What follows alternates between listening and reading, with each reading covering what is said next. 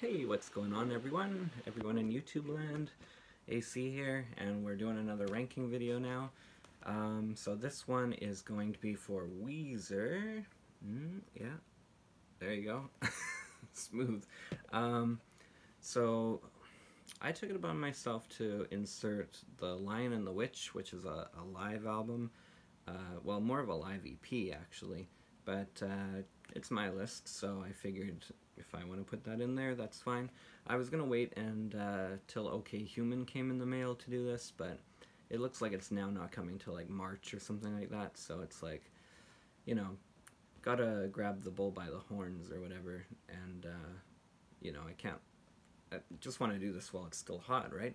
So, so it'll be 16 with The Lion and the Witch, and then controversially I'll put Death to False Metal in there, which is, some people call it a compilation. Rivers seems to think that, it goes with Hurley, it's kind of a companion piece to that era, and because they're songs that weren't on any albums, it's not like a compilation, a greatest hits compilation, it's all songs that weren't on other albums, so I kind of think of it as an album. It's an album into itself. If I was to rank it dead last, maybe it wouldn't be worthwhile, but interspersed with the other albums, I think it's kind of interesting. So number 16 is going to be Make Believe. I have nothing to hold up for this one, though I would like to get the LP, but when this came out I absolutely hated it, and I actually stopped listening to Weezer for a long time. It soured me that much. I thought this is the worst thing that any band I have ever liked has released, and yeah, it kind of made me an un-Weezer fan for a while, which is funny because I like Maladroit so much. And yeah, Make Believe, when those songs got played on the radio, it's like, oh man, like, yeah, I didn't even like Weezer for a little while. I still like the classic ones, but, it just put me off Weezer. I just thought the songwriting was so bland and safe, and I still kind of think that, but I don't think it's as offensive as I used to. Like, if you were to ask me to score that record when it came out, I probably would say like a 1.5 out of 5. Now it's like a 2.5, and some of those songs are about a 3. They're fine, and Perfect Situation is a good song. That's a good takeaway from it. Number 15 is Ratitude, the one everyone hates. Everyone loves to hate on that one. Ratitude, it is what it is. It's stupid, but it's kind of supposed to be. It's fun in places. There's some, if you're wondering if I Want You To, I Want You To, that's a good single. I'm Your Daddy is a little bit cringe in the lyrics, but that one's fun. Same with The Girl Got Hot. Can't Stop Partying is just big, stupid fun, and I don't think it's supposed to be anything else. It's a song about partying, right? You can take it on ironically or unironically. It's a fun, catchy song. I even like the one that everyone hates the very most, and that's In the Mall. I do think stuff like Love Is the Answer is kind of misguided with the Middle Eastern stuff. I don't really know what they were really going for. That could be done well, but I don't know if Weezer, they could maybe pull it off in a less cheesy way, but I just thought that one was really cheesy. And then they gave it to Sugar Ray, the same song, I think, which came out on an album like a month or two before, so a lot of people don't know it was a River song or a Weezer song, but Sugar Ray made it even worse. So Ratitude's number 15. I don't think anyone's gonna say, hey, why didn't you put Ratitude higher? Number 14 is the Teal Album. I credit this album with, getting a lot of people back into Weezer that maybe had been gone for a long time, like since Green Album or Make Believe or maybe even Pinkerton. And it also brought a lot of new people to the band, like, who's this Weezer covering Toto? But, it's a decent, fun little record, but it's not something when I think of Weezer, I'm not like, oh, throw the Teal Album on. They just they do their serviceable covers, and, nothing on here is bad. They definitely do a lot of different styles, which I appreciate. I think Stand By Me is the only one that's not really needed. That song's been covered so much, and you can't really get any better than Benny King, or, the John Lennon version is cool. Tracy Chapman did it, but it's like the first or second most covered song of all time, and I don't think Weezer bring enough new to it. But it's fun to hear them do Billie Jean and Mr. Blue Sky by ELO, and You know, No Scrubs is kind of corny but fun. Paranoid is the one that actually impressed me, with Brian Bell on lead vocals. Like, if they can cover Sabbath, they can cover anyone. Metallica. I like the aesthetic of the record. I like the teal for some reason. Where's that gonna go down here? Alright. Death to False Metal is the next one, so that's gonna rank in at number 13. This is a pretty, well, I'd say a polarizing record, but not many people are speaking up that they like it. I don't think it's as bad as people say it is. I like the first song, Turning Up the Radio. That one's really cool. Stuff like Everyone. I mean, Everyone has such a great riff and such a great music track, but, you know, it's like they forgot to write vocals. Like, they just repeat the same stuff over and over, and it's like, oh, such a wasted opportunity. Other songs like Autopilot, like, you know, they're fun, they're kind of stupid. I'm a Robot, you know. I always get, it always weirds me out when Rivers writes so many songs about going to work and being like a sheep, or being like a robot at a corporate, you know, job or whatever. And it's like, you know, I know you're putting yourself in another character, but like, he's done so many songs about that, and it's like, are you for real? Like, I don't know. But, you know, it's kind of hard to slag off someone that's written thousands of songs. Like, they could easily put out 14 more records right now. Rivers has written so many songs, and they demoed so many songs, which, again, it makes me wonder, why were these 10 songs picked? Like, because some of them are okay, but, like, Weezer have so many good ones in the vault. Why did they collect these ones together for a B-sides collection? I think my favorite thing about this collection, other than Turning Up the Radio, which is from the Let's Write a Song, S-A-W-G, I think? Song? I don't know.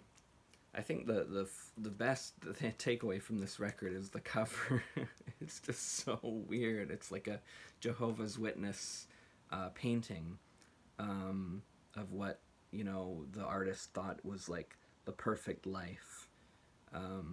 It's so Weezer, because it's so anti-rock or anti-pop culture, and to call it Death of False Metal, I mean, that's even funnier. But I don't know, I really like owning this one, and, you know, it's not one I put on. I put it on the other day, and I'm like, I forgot about some of these songs. And of course that has Toni Braxton. They cover her Unbreak My Heart single, and it's like, you know, so they were maybe thinking of a covers record all the way back then, and they've definitely covered other people throughout the years, like Coldplay and that. Okay, what are we going to now? Green Album.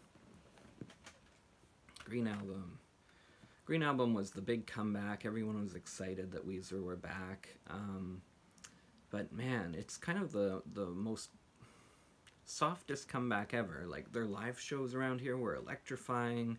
You know, fans were so riled up. On YouTube, you can watch their comeback show in Philadelphia, and people are just going crazy like they hadn't for pure rock music. I think nu metal kind of made people kind of pine for these rock bands again, and it was the most crazy Philadelphia crowd that's ever, you know, been in that venue, I think.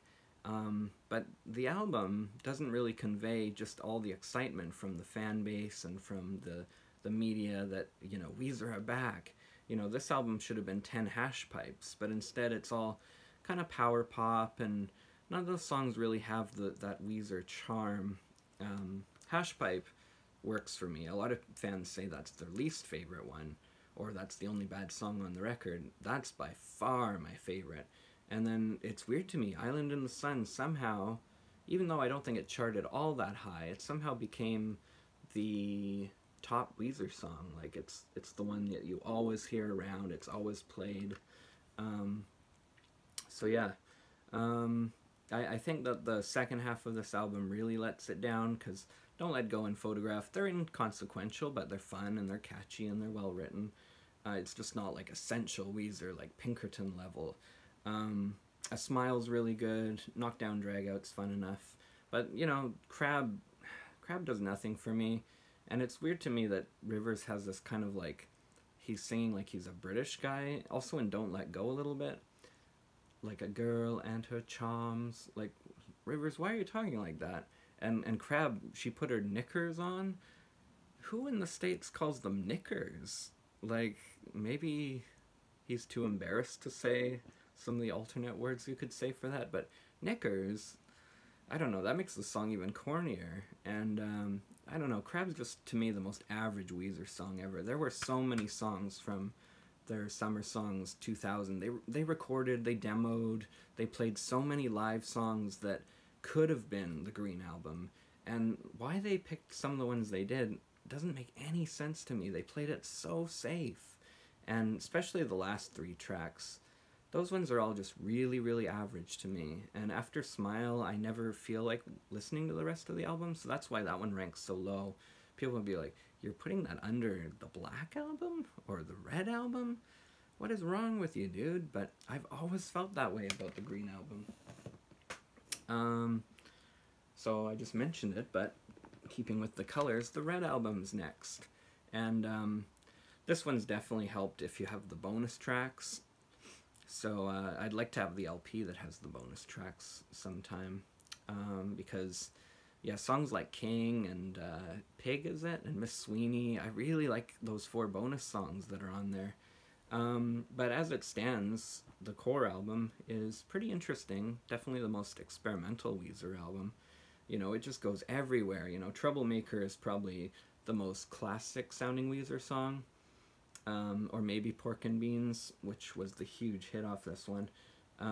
But then Heart Songs goes in a different kind of pop way. The Greatest Man That Ever Lived is like 9 songs put together in this crazy suite that kind of reminds you of, you know, Jesus of Suburbia by Green Day, or something theatrical and with lots of different ebbs and flows and sweeps, like a Queen song or something. And then, of course, you have the little trifecta of a song by Brian, written and sung by him, a song by Scott, and a song by Pat. And Patrick's is my favorite, Automatic. I really like that one a lot. And then, of course, the album ends with The Angel and the One, which is just heart-wrenching. Like, oh, so good. If it was an album of all that quality, it would have been number 5 or 4, you know, maybe even 3. Like, all the heart from the Pinkerton era is back on that song. That's such a good song. But as it stands, you know, Pork and Beans is good. Troublemaker's fun. Yeah, Automatic, I really like. I know a lot of people don't share that sentiment. And Angel and the One. That one's really just crazy good. Kind of almost makes me tear up a little bit. Which is like, you know, classic Weezer, like Saying It So, like that great stuff there. So yeah, I don't think anyone would really put this in their ranking, but I thought it's interesting to put in because I would put it so high. It's quite a cool document of this, you know, very lost now era of Weezer where, you know, Mikey was playing bass for them. You know, that was such a short thing. He was only on for 1 album. Unfortunately, he had some problems. But, you know, even the song list is interesting. You know, Dope Nose before it was a hit. You know, fans got to hear this before it was a radio single, before it was a, you know, a song on an album. Island in the Sun, Falling for You, that's cool. They dusted that one off. It was always cool when they played Pinkerton in this era because fans were asking for it and Rivers had already disowned it and dissed it, and he really believed all the, you know, Rolling Stones saying it was the worst album of 1996 and all that garbage. So it's cool to have a couple Pinkerton ones off this. Death and Destruction is on here. There's a hidden song on here. It's just, you know, it's not their tightest performance ever, but it's just cool to have a document from this performance. And I wish they put out more EPs like this. And I forgot to show it on Death to False Metal, but it's a numbered one, too. You know, I have a lot of records, but I don't have the distinction of having too many numbered records. So let's put that one away properly, because that's a really cool one to have in the collection. And we're going to go number 9, Hurley. Oh, hi, Hurley. Hurley's looking a little blurry on this. You feeling okay there, Hurley? Of course, that's the guy from Lost and the last couple seasons of Becker. Um, so weird to cover. Again, that's so Weezer. It's like the Death to False Metal thing. It's like, just throw up that actor guy from Curb Your Enthusiasm and Lost on the cover. I think he was only in one episode of Curb, but it was the only one I really thought was funny anyway. Hurley is an interesting one because it's their sole album that came out on Epitaph Records, which is known for, you know, punk and kind of more independent bands, not big pop bands like Weezer. And it's also, like, it's raw. Some of the songs aren't mixed as well as the others, so they kind of stand out. Like, I love Memories. It's one of my favorite Weezer songs from this era. But, yeah, it's got such a weird mix on it. And Time Flies sounds like a demo. Like, it sounds completely compressed. But it's kind of charming, and the whole record is like that. Runaway is great. Ruling Me I really like. Trainwrecks is awesome. The only line I don't like is about we don't update our blogs. I think that's kind of corny, but the rest of the song really works for me. Where's My Sex, though? That song is so stupid, and I guess it's supposed to be, but yeah, that's just like one joke and they just nail it into the ground. You know, socks, sex, like what's he looking for? But, you know, I was listening to this last night or the night before and I didn't completely hate it like I did when this album came out. Like, I laughed to myself and I was like, oh, Rivers. But I wasn't like, oh, I hate this. And Smart Girls is kind of dumb, ironically enough, but, you know, those two tracks are kind of the skippable ones, but the rest of the record I quite like. Just such a weird era, isn't it, buddy? Yeah. I hope I don't get lost on an island again. Oh, it was all a dream? That's lame. Number 8 is it? And this is going to be really contentious, but the Black Album. I like the Black Album more than a lot of people out there. And, you know, it's not just the 4 singles, which I think are 4 of the strongest ones, but also Too Many Thoughts in My Head is really cool. You know, just, I know that everyone wanted them to continue on the White Album's path because that was such a, you know, that and Everything Will Be Alright in the End was such a good 1-2 punch. Good comeback, so much goodwill around Weezer. And then, you know, Teal Album comes out, and, you know, it's like, okay, that's good for the casual fans.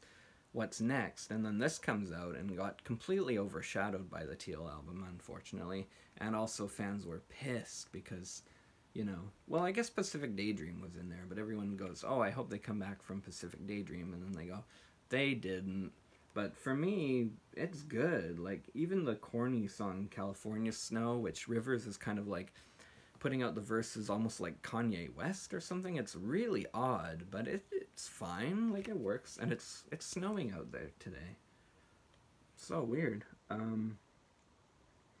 Yeah, I'm just being honest. It's kind of like Where's My Sex? Not as cringeworthy, but in that it's one joke, kind of, and, you know, every listen after the first one, it's not going to really affect you anymore, but the production on that track really works, and I don't know, it's just got such a good chord progression and production on it. I like it, actually.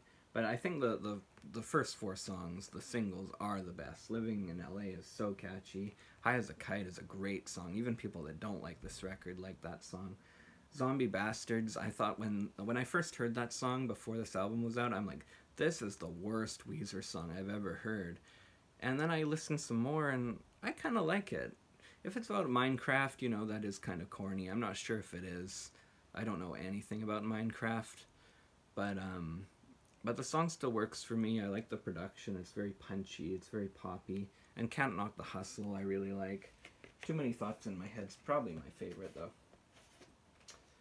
Yeah, another really weird era for Weezer, and a lot of people don't like that one. Next up is going to be Everything Will Be Alright in the End.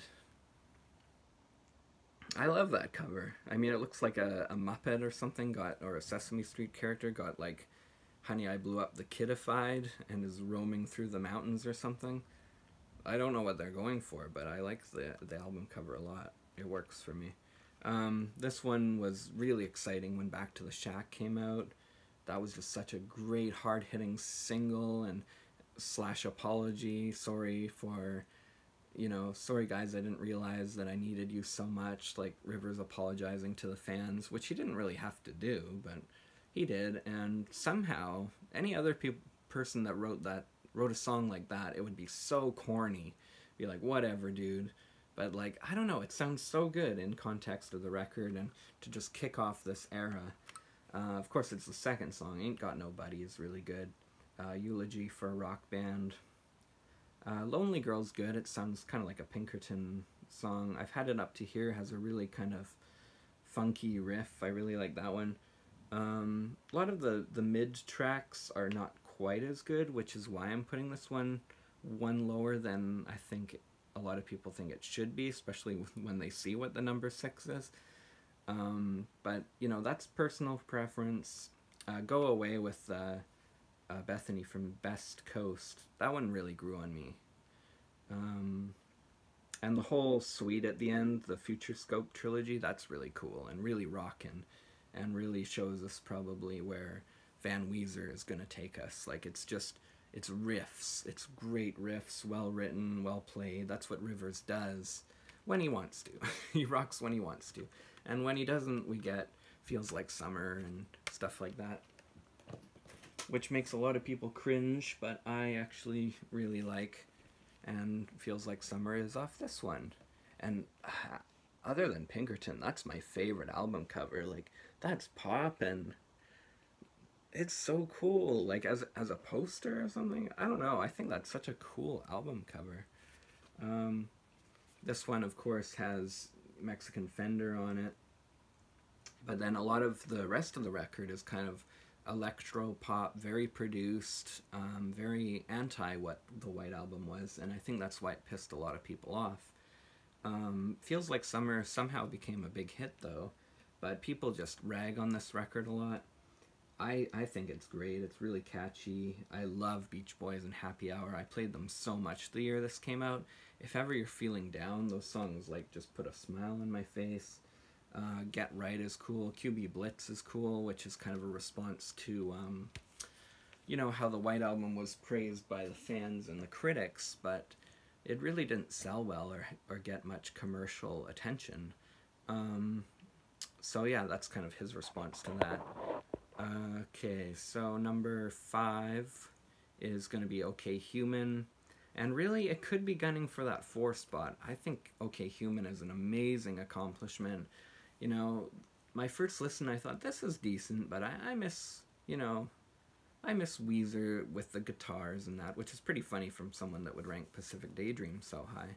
But then I listened, and I listened, and I listened, and that's all I was listening to for a week or two was OK Human, and now I think it's one of their crowning achievements. I think it's a great record. I love how every song flows into the next. Like, it's just half an hour or 32 minutes or something, but it just feels like one long song, and it works really well for that. But, you can definitely pick out some standouts too, like Dead Roses and Numbers, Screens, Alu Galbi, is that how you pronounce it? The second song, Grapes of Wrath.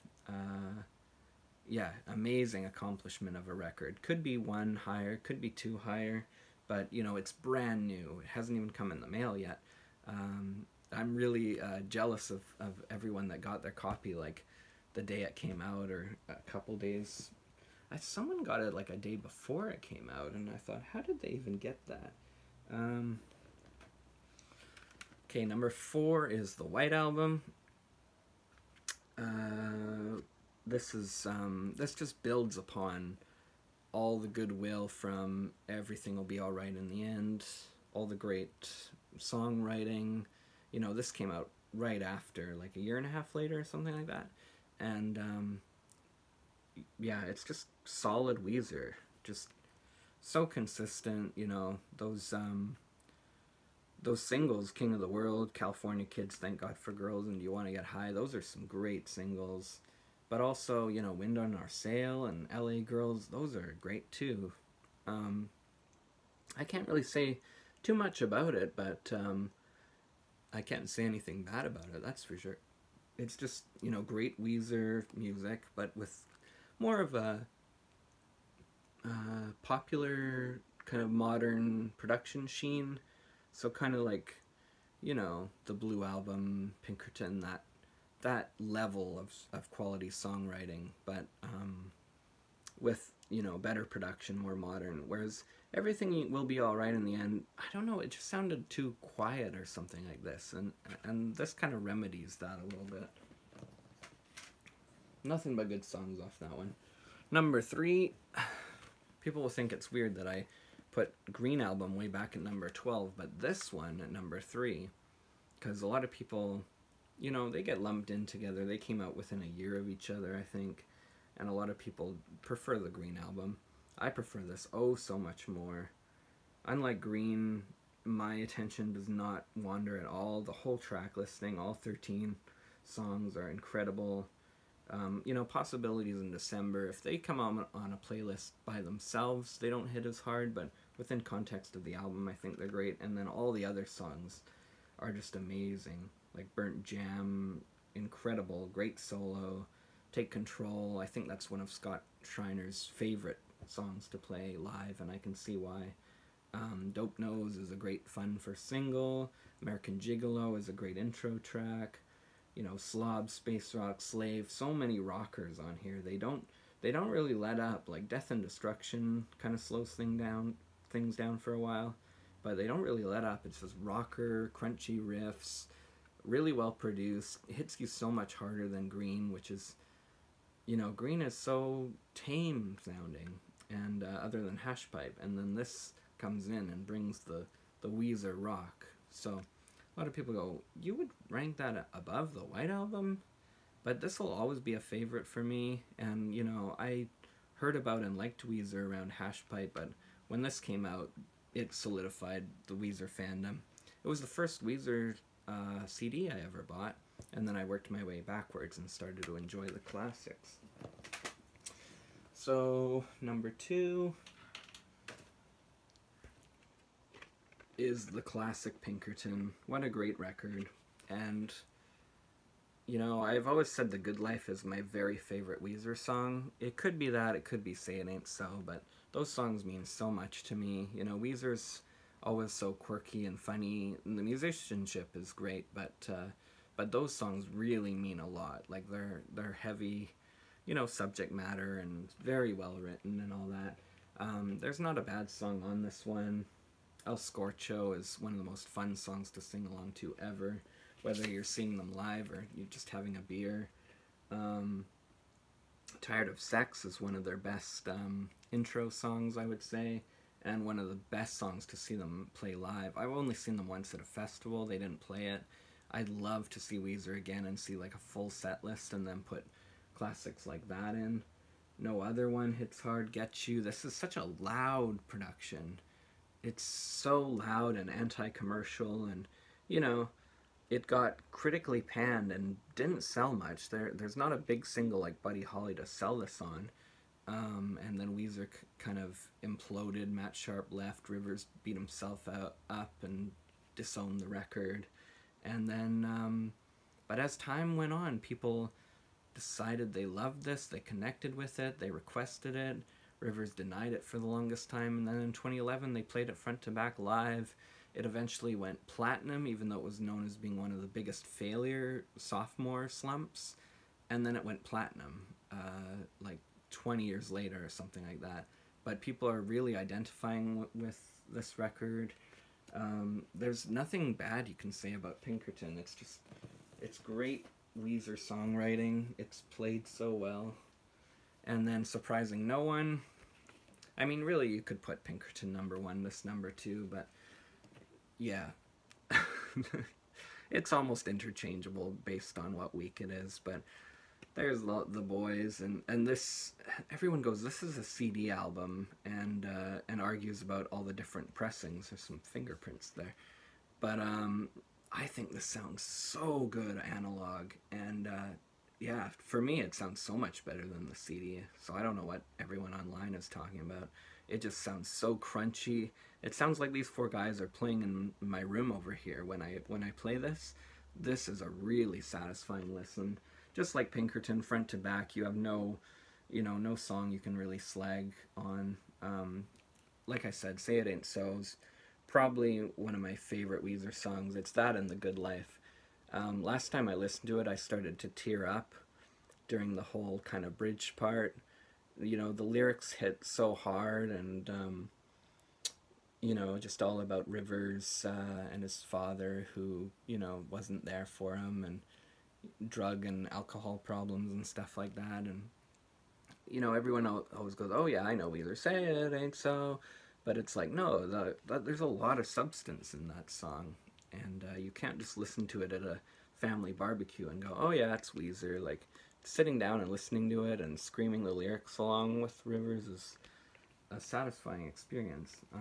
Undone, the sweater song, has one of the best progressions ever, and like just the build up throughout the whole thing is so amazing. Buddy Holly, one of the catchiest 90s pop rock songs ever. No One Else, there's definitely some arguments going on about the lyrical subject matter, but I think it's just about a really insecure boyfriend, which is probably what Rivers was. Weren't you, Rivers? And just quirky. My Name is Jonas is one of the best intro songs of all time. Thankfully, we got to see them play that one live. And Only in Dreams, what an outro. I think even with Angel in the One, I think that's the best Weezer outro ever, is Only in Dreams. So that's it. I think I prattled on enough. So catch you in the next one, everyone. And Weezer for life.